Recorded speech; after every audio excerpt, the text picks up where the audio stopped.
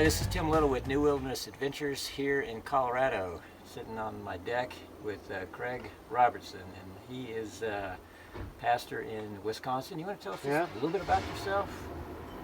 And what are you doing here? That's a good question.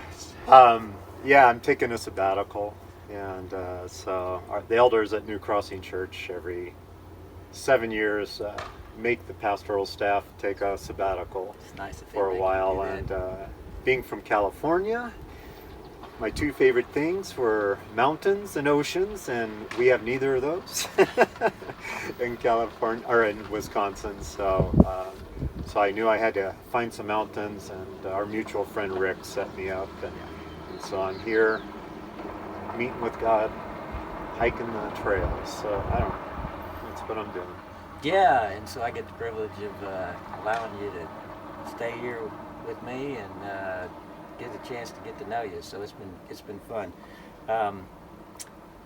I've got a couple things that we've had some conversations, and some of them have said, "Man, that is good," and so I just thought I'd throw out a few questions to you and let you answer those. Before we do that, there is one question that just Lord, I felt like the Lord's brought to mind. My family's broken, and what I mean by that is I've been through a divorce, and I don't have as much opportunity to pour into my kids' lives as I want to. And but you mentioned you came from a broken family too, and so a question that I want to ask you just really personally, and it is, as a child coming from that, and I have children who are in that, and I've never been in that situation, and I don't know if you had any ideas or thoughts on what would you tell me as a father trying to interact with my children that are in that type of situation?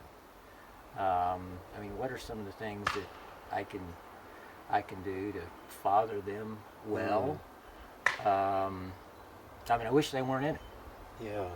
But here I find myself, and it's new territory, and I don't have any mentors, or anybody that says, well, here's, people give thoughts and advice, and there's some good things, but I'm just curious what you might offer. Yeah, sure. Boy, it's a good question.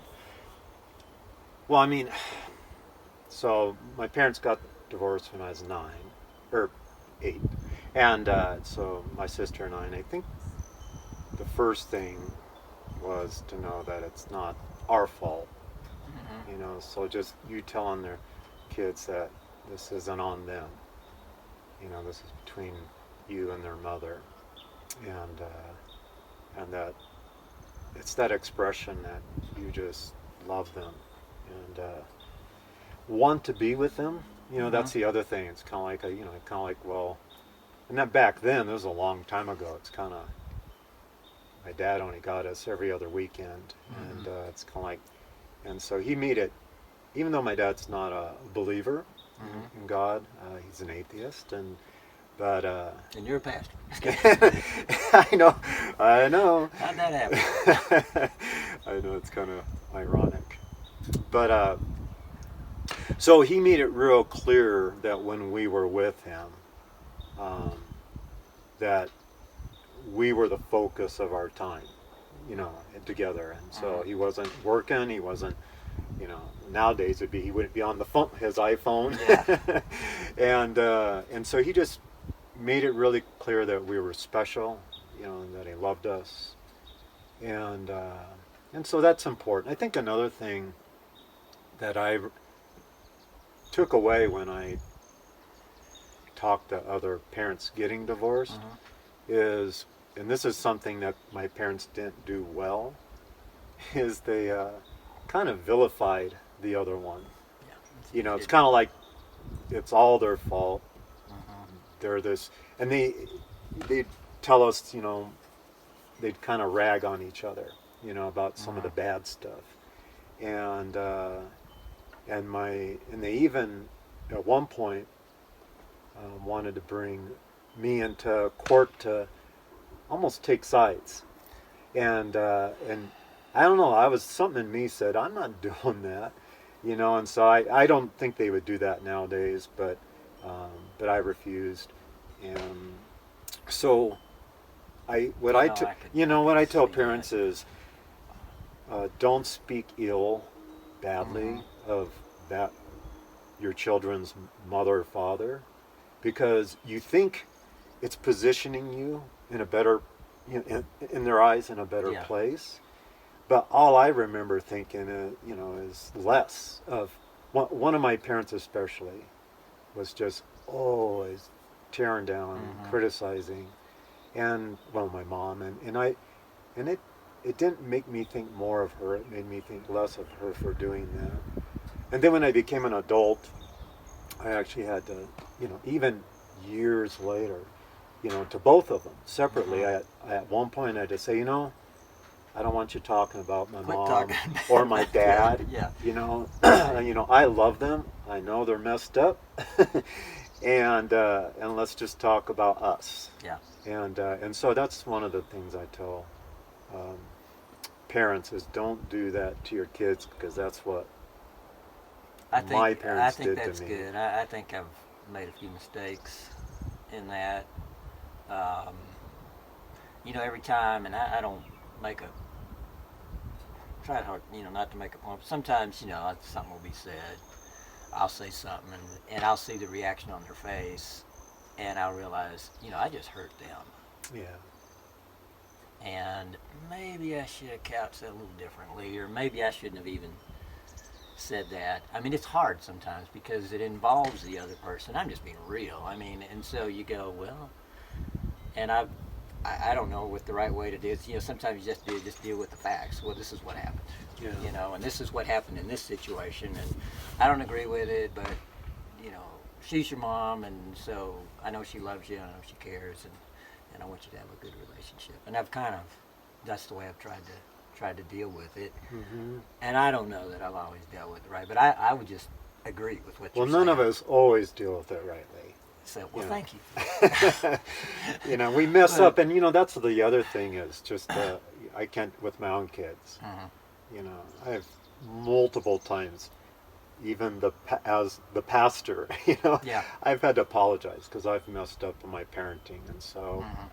we mess up as spouses, we mess up as parents, and you gain more respect with your kids when they hear you say, "I was the one in the wrong on Yeah. this one." Yeah.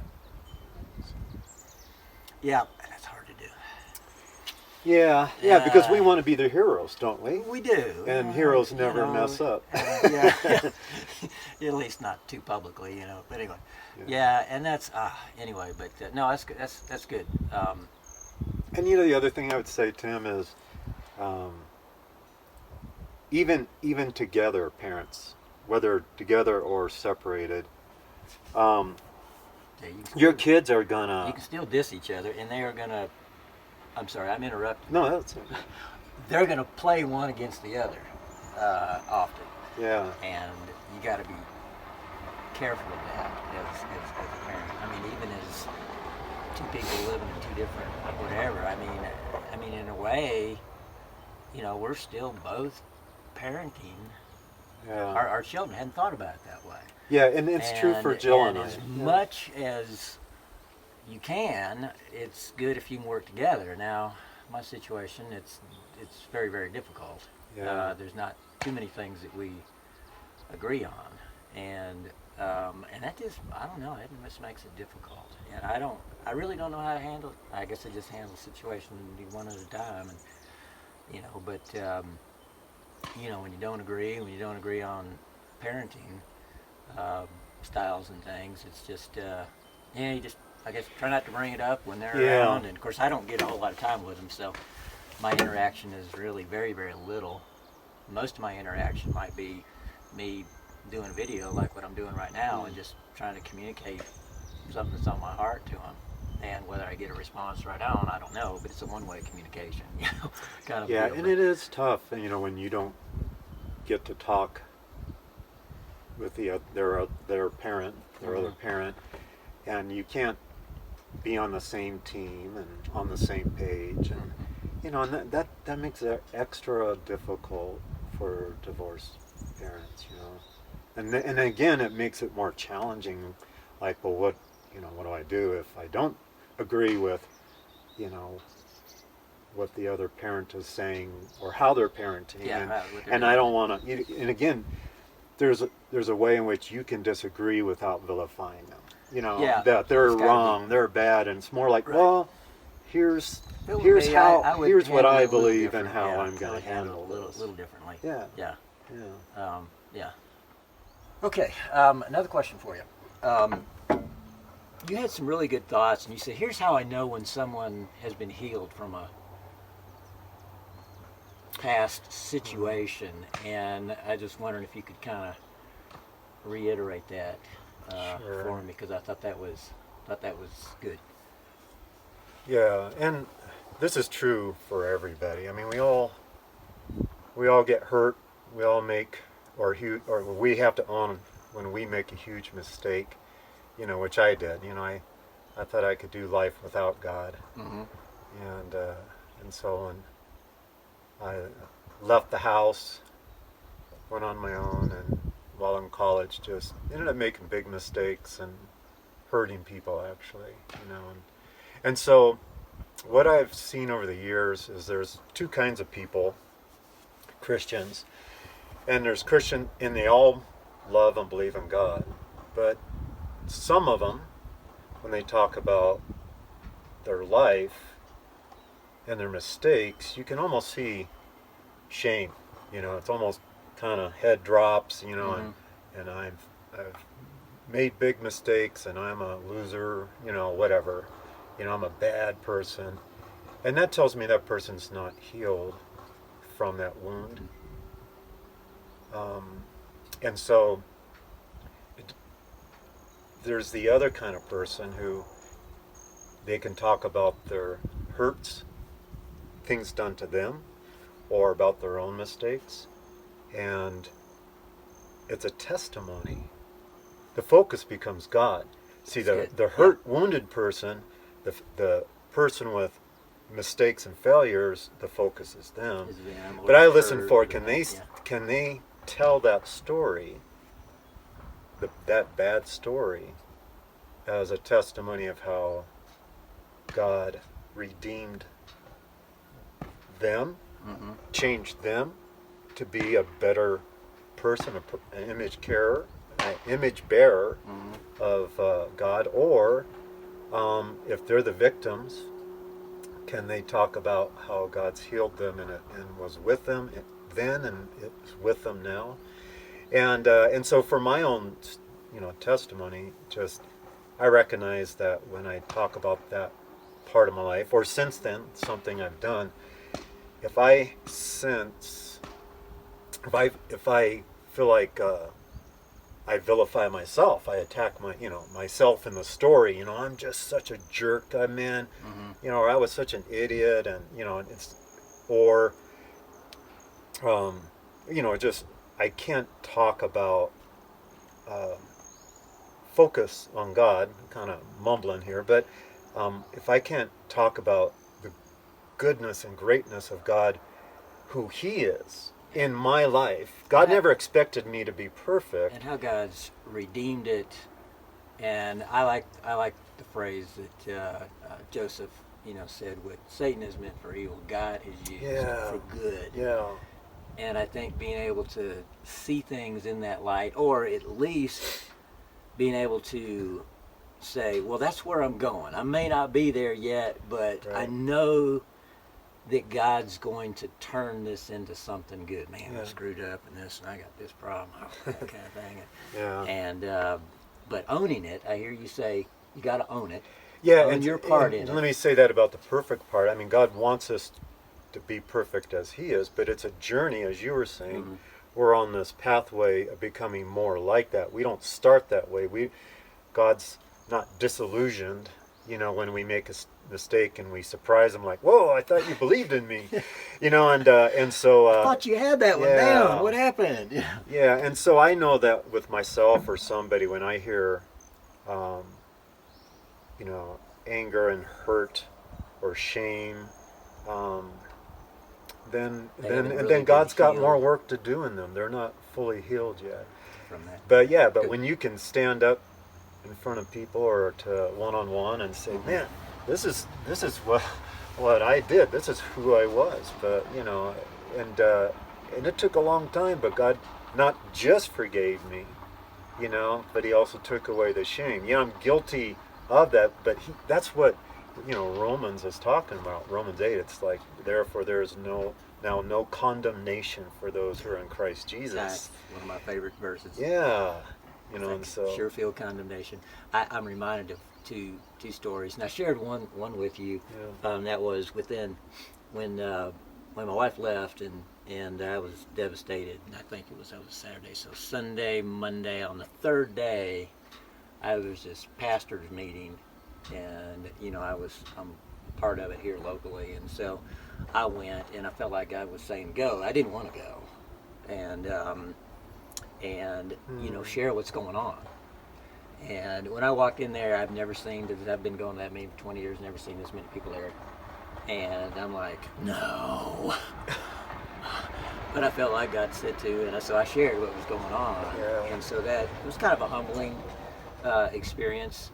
And I think that was part of the healing. Along with that, and then about 2 or 3 weeks after that, we were doing a prison boot camp for men in a prison in Texas, and I wasn't planning on talking, and one of the guys said, well, you do this talk. And I'm like, whatever, and I felt like, I needed to kind of share what I was going through. So I shared what I was going through, and I felt so much shame and like, man, they're just going to think I'm just this loser. Don't we want to be a hero, not just to our kids, but to everybody, right? No, they're just going to think I'm this loser. And it's like God spoke to me as I was sharing that. Oh, that's awesome. And I looked out at people's faces, and it's like they were looking at me going, is that all you got? Is that really?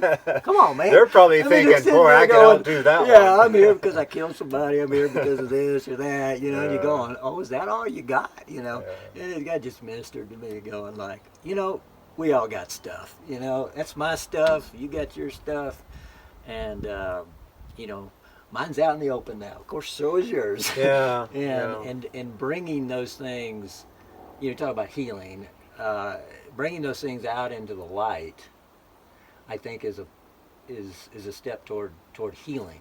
It is, because those things in secret are basically in darkness, and Jesus came to bring light. Darkness, yeah, right. So that's that's an excellent point. Is that part of that healing, which we didn't talk about, but part of it is bringing that thing, like I said, whether it's your wound or you're the one that's hurt others, into the light, and then Jesus can begin to transform that. Bring healing. Yeah. I mean, it's the whole idea of, as I've realized that, the sanctification, using a big theological word, is that part of that process. It involves confession and repentance and what else? There was a couple other things. Submission. I mean, the rest is submitting to God's authority, His rule. There was one other thing, but the confession part was, there's that truth in Scripture where basically, as we confess to each other, that's the idea of I screwed up or I did wrong, that healing comes through that. And even where Paul talks about, I think, that when we don't confess, then it says some of you are, he's talking about the Lord's Supper, but I really think he's talking about sin that's unconfessed, that it brings, sickness, and even sickness to death when we refuse to. Well, the other thing in that is, in that process of sanctification, sanctuary is holy, a place to be filled with God's glory. And so part of that is exactly like you said, the confession, the repentance, the turning away from it, the submission. But the other part is the relationship. And it's going to take the Holy Spirit to make you able to do those things, That's true. You those can't better do it on your things, own. because we were talking earlier about uh, divorce and parenting, and just a few years, or just 2 years ago, my dad and I were talking, and and he was 2 years ago at 86, and he's been through 3 marriages and a couple other long-term relationships, and just was saying about how he can be a great friend, a great leader and manager, which he was in the marketplace, but he can't seem to get these romantic relationships right. And he was just so Well, at least he's proud owning it. he was proud and impressed, because Jill and I, Right. been married by that time 32 years. Mm-hmm. And I looked my dad in the eyes, and it was an opportunity to to share Jesus with him, because I said, Yeah. Dad, if it wasn't for God, I promise you that I would have now been divorced, Mm-hmm. because I just was too self-centered and selfish, and so it's only because of him that Jill and I have been married this long. So I just wanted him to hear I'm not a better person. Yeah. It's just that the difference is, I don't say this to him, but but I got God, I got Jesus sanctifying me, being with me in this marriage With that me, that I helping me. probably would have walked out on. Yeah. And Convicting me when I'm wrong. Yeah. Giving me ideas and thoughts when I don't know what to do. Yeah. And I think I'll go back to the whole parenting thing, as I've asked, how do I do this? Well, I think one thing I have learned is just to ask God, okay, God, how do I deal with this? Yeah. And He's given me, ideas and thoughts. I like to formalize things, and in going back to your relationship with God is, it's not a formula, though. No. That's where I wanted to be, kind of came from. And, I like the saying, we like to put God in a box, but every time I open the box up, He's not in there. And so it's a dynamic thing, and just listening, as you get to know God's voice, and so and having that He can give you the ability, and that And you give him an opportunity to go beyond your formula, because he doesn't work through formulas. I mean, he gives us great principles, Right. but that's different, and at some point you're going to encounter a situation where you go, well, God, I got nothing in this one. This is a new circumstance. Well, how do I handle this one? Yeah. And that's why, back to the relationship, Yeah. it's going to take God and His Spirit to help you navigate, whether you're two parents or a single parent. Mm-hmm. And either way, He still wants to help you love your kids, and He'll guide you. and Guide lead you. them to Him too. Yeah. So. Good stuff. All Okay, right. we've moved out here because we were getting kind of cold. Yeah. And plus the sun kept coming, so anyway, So we brought the conversation into the light. we did. I like it. Okay. All right, we talked a little bit about dating, and you've got a son and a daughter, and your daughter is married. Yep. Did I remember right? I've been married 5 years now. Okay. Yep. And I thought it was interesting that you said that she married somebody who had been divorced, and I'm going, okay. So how was you as a pastor? How'd you wrestle with that one? And he's also, you said 10 years older than 10 years old. her. So you got a couple of unique things there, I think. That so how did you deal with that and maybe you can talk about the dating thing, because maybe, and then how did you deal with that as a father, and how did you feel about all that? I mean, you just say, not what I wanted to. No, I certainly. That was not how I was I praying. mean, we won't share this with him, okay? I mean, we'll make sure that he's. Oh, he wouldn't even mind. He wouldn't even mind. We're very open about all that stuff, and well, just to begin, every dad wants somebody perfect for his daughter, which he sees as perfect and Right. beautiful, and but then if you get beyond that, and then you ask yourself, what's important? You know, what's the most important things I want for my daughter? And that would be, from your perspective. For me, actually, at the top of the list, and both Jill and I, prayed for both our kids since they were toddlers. We started praying God bring into their lives the right person, but also they'd become the right person. Mm-hmm. And my list, we never compared our list, but I know the one thing Jill and I both had at the top was that God would bring someone into their life that loves Him. So number one is, it has to be, you want your son or daughter to marry someone that loves God, because that's gonna that is the answer to, I want someone that's really gonna love my son or daughter. Well, if they love God, they're gonna love your son or daughter better. I want their marriage to last, and that they never get divorced, and there's no guarantees, and even in that, but their best chance of that happening is somebody that loves God. And so that's what I prayed for. I didn't pray God and make sure that person's never been divorced, or make sure they're not a decade older, or that they don't have tattoos or ear plugs, which my son-in-law has all those. Nice. He's kind of a hipster. Yeah. And so the interesting thing about that. So I'm sorry. Yeah. They say that daughters marry someone just like their dad. So what you got here that you're not telling me? No, I was kidding. Well, you putting it that way, I guess hipsters are pretty cool. That's right. Yeah.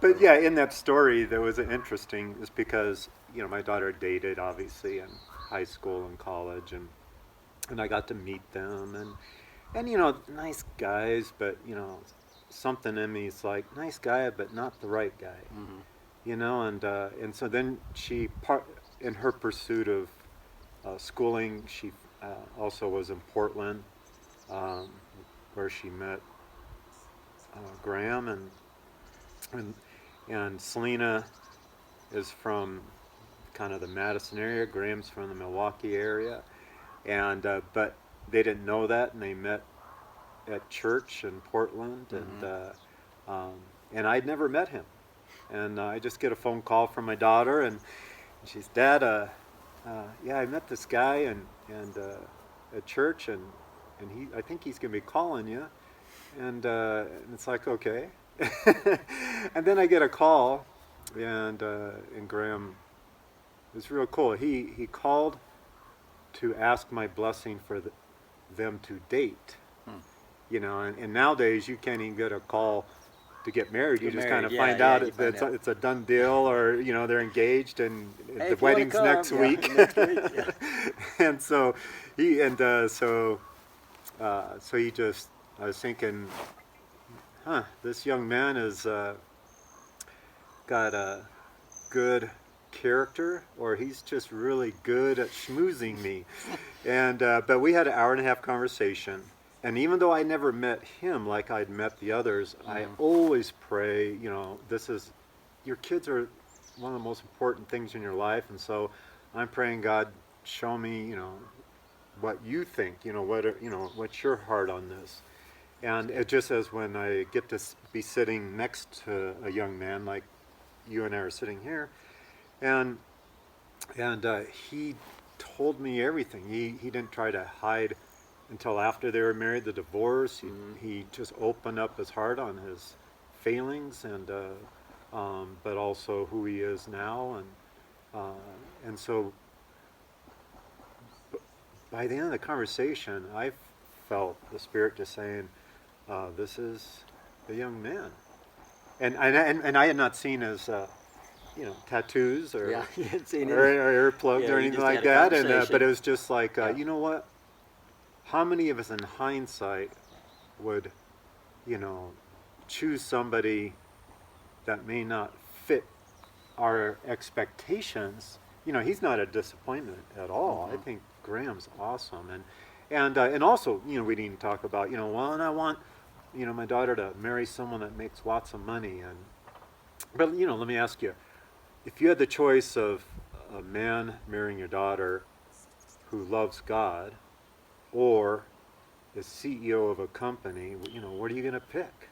If I had one or the other, obviously love God. Yeah, and so I wasn't even concerned about, you know, how much education do you have? Yeah, What, can you provide? Of course, we want somebody can provide for our daughter, absolutely. And those things are important. right, and and so You it's can't just hold a steady job and there may be something else going on. because if they love God, God's in. All right, so Yeah, so we had the dads in our church actually invite even neighbor dads to bring sons or come by themselves and kind of hear about this dating, because we're not hearing it anywhere. There's no one teaching what this is about. And so, as and it's just on a half sheet, because when you sit across the breakfast table from a young man, you're not going to take him through a book. He's going to get bored too fast. So I figure if I can't fit it on a half sheet, I'm going to lose him. yep. And on the and so in it, what I want the young man to know is, I guess you could say, the what, the why, and the how. Yeah. So what is kind of like the goals and expectations, and the why. I mean, even our little toddlers, when we say don't do something, why? Why? And the problem is, if we don't give them the reason, the why is the reason for this, and then there's like, well, why should I care? It's just rules. But all of a sudden, if it becomes goals with reasons and expectations, and then the how is kind of the guidelines. But that's like talking to him as a man, not as a kid, Yes. a little boy, but in a way, again, that calling up is you sit down and you talk face to face, as a man. And I think most young men, though they may be scared or intimidated or whatever, wondering, why do I have to do this? They respond to that because, especially young men, because there's that wanting to be a part of the male community. Am I accepted? Am I a part of this thing? Yeah, It's we don't kinda have that any initiation, rites of passage yeah, of but becoming a it's man. like, okay, so Yeah. it's like, well, I only allow men to date my daughter, and so I'm going to talk to you as a man. Well, he wouldn't even know what man means. Right. Well, that's a good point. But I anyway, mean, he could be 18 So- and not be a man. well, you can be 50 and 60 not and not be a, yeah. yeah, and still be in a man suit. Yeah. But still be a kid. But anyway, I'm sidetracking. But so anyway, so you sat across the table with this guy, and you. Well, got yeah, some as we're thing. sitting down, the first young man, and my daughter had met the goals of dating, and so she got to start dating about 15, something like that. And a young man wanted to date her, and so we got together, and this young man was like 6'4", 6'5", really tall, basketball type player, and so as we were sitting down, I said, well, we can do this Charles Barkley's way of dating, or we can do this Craig's way. And he goes, well, I don't really know either. And I said, well, let's sit down and talk about Craig's way first. Yeah. And so while we were eating breakfast, I took him through, here's the goals and expectations, and just simple things of, we talk about meeting the right person, and the first goal is becoming the right person so that you can meet the right person. In simple terms, I mean, if you're not the right person, you're not going to meet the right person. And so and that's the first one. And then the second one is becoming the calling up idea, becoming a man of nobility. And that's not a word we really use today, so I helped define it. Yeah.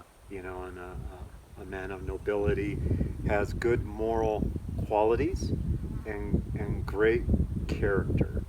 And so we talk about that. And then the last, and the one you've already mentioned, is the third goal is, what does it mean to be a spiritual leader, Mhm. because I'm not going to have a young man that doesn't believe in God date my daughters. We were talking about things earlier, So the Charles Barkley. no, I don't want to go there yet. Okay. Though. So I want to just say about the leadership, and because there's some things in there I think you and I kind of Yeah. back and forth on. So in the kind of goals and expectations, I want to call this young man up into becoming the right young man, and not just looking for the right person. Because I really believe that you can't find the right person until you're becoming the right person. Right. And Yeah, and I agree with that. And it's kind of the saying that somebody told me when I was dating was the idea, if you want a princess, be a prince. Because a princess is looking for a prince. Yeah.